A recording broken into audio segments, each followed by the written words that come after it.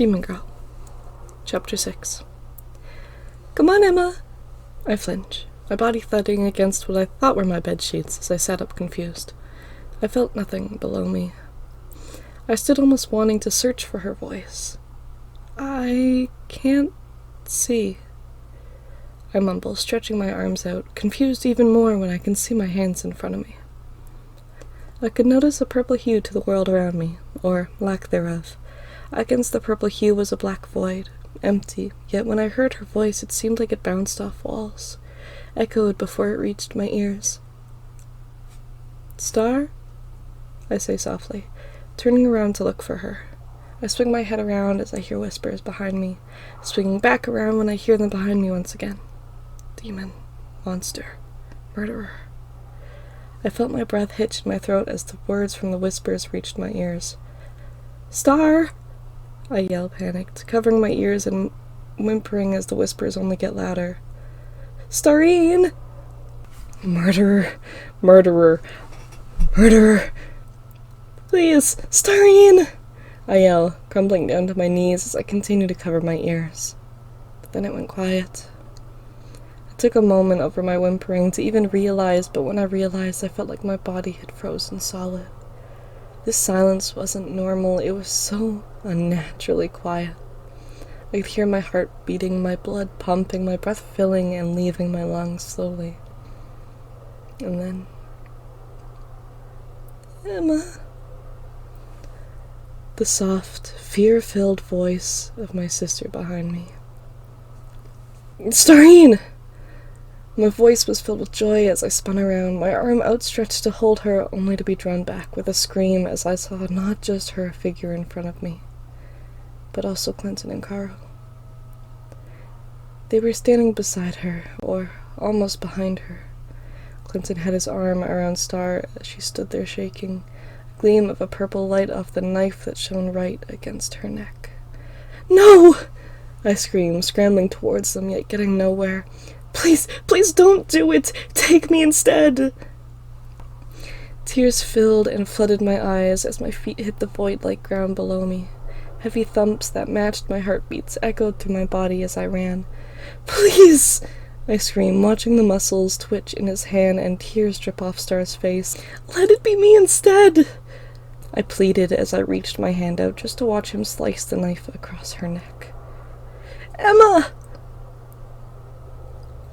My vision went black once again as I heard her screaming out my name. Repeatedly, my name reached my ears, a hollow scream to a faded memory, and then back to a scream full of panic and worry as it filled my ears and my waking mind. I quickly sat up in bed, grasping my chest tightly in my hand before I turned towards Star, who had quickly taken a step back from me. I could feel my breath fill my lungs sharply, just to be pushed out just as fast and violently. It filled my throat with a tensed, almost cold pain. Starine! I yelled, quickly pulling her towards me in a tight hug. Starine, you're okay! I couldn't stop the flood of tears that quickly came to my eyes as I hugged her, hugging her tighter as she hugged me back. Emma, your horns are hurting me a bit, she said softly, tilting her head away from me. I flinch and quickly pull away from the hug. I'm sorry, I'm really sorry, I say, sniffling. Hey, it's okay, sis, calm down. It's okay. She gently rested her hand on my back and sat beside me as I breathed through the tears in a failing attempt to calm down. It was just a nightmare, Emma. You're okay. I'm okay. She was patting my back gently, letting me calm down slowly. Oh, God, Star, I mumbled, holding her gently with my wing as I held my head in my hands, gently gripping my horns. It's okay now. After a little while of me calming down and eventually turning into my human form, we ended up going to eat some breakfast. She made my favorite mint pancakes to relax me, and even Mom joined in on breakfast, ditching her paperwork to make sure I was okay. Yeah, but I got this really cool scar now, I say, lifting my short sleeves to show her my arm where he stabbed me the first time. Oh, God, Mom mumbled, raising her hand to her mouth. No, don't worry. It's well healed thanks to my magic, so it's all good. Mom sighed and picked at her food across from me. I'm Sorry for worrying you, I mumble, picking at my food the same. I guess taking Friday off for all of us to recover was a good thing. Anyway, Emma, I was thinking we could go to the park after breakfast? Or, well, brunch, since you slept in a lot. Star says, smiling at me, a wide smile that seemed just to light up her eyes. Yeah, that sounds like fun. My magic did a good job finishing the healing process on my chest last night, so I'm all good to go. I quickly explain, hoping to calm any of my mom's nerves as she looks at me. I noticed the way her head quickly flicked upwards to look at both of us after Star mentioned going out. She sighed and finished her plate. All right, kids, just be safe, please, she said, getting up and rinsing off the plate. We will, Star says, smiling wider. So after school ends, we can go. I've got something really cool to show you. There will just be a few kids from school meeting us there. I groan and look at her, noticing the hyper-expression that laced her words and the ever-so-slightly drawn-out way she said, a few kids.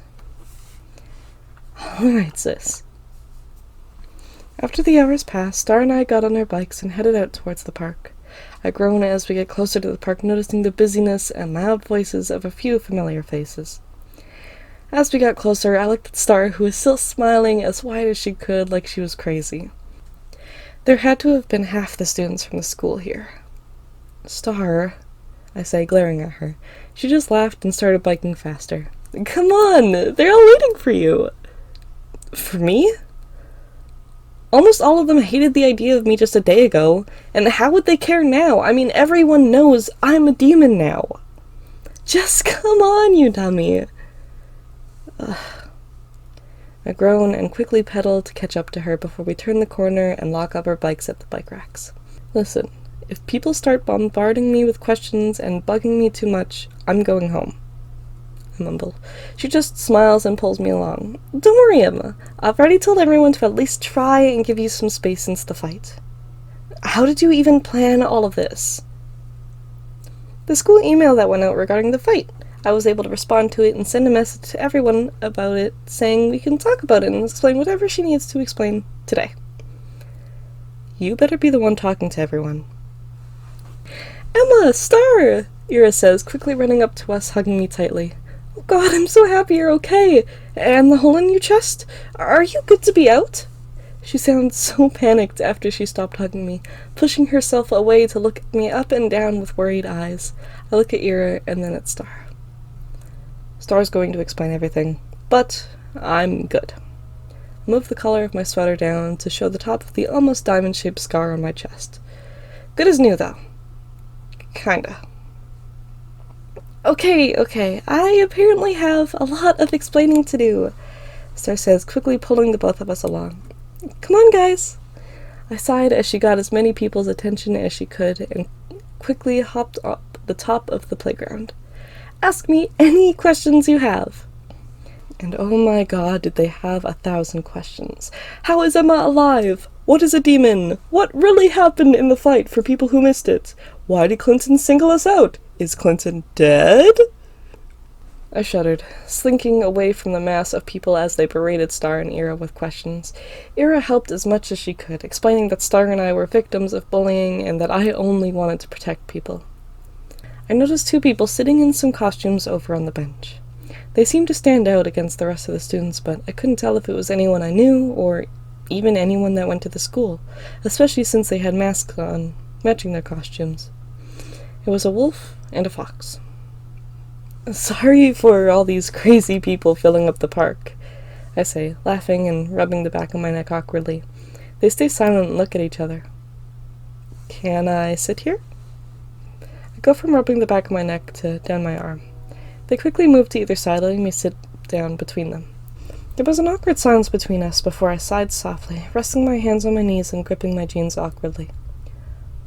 Well, I'm Emma, I say, looking between the 2 of them. More silence. And you 2?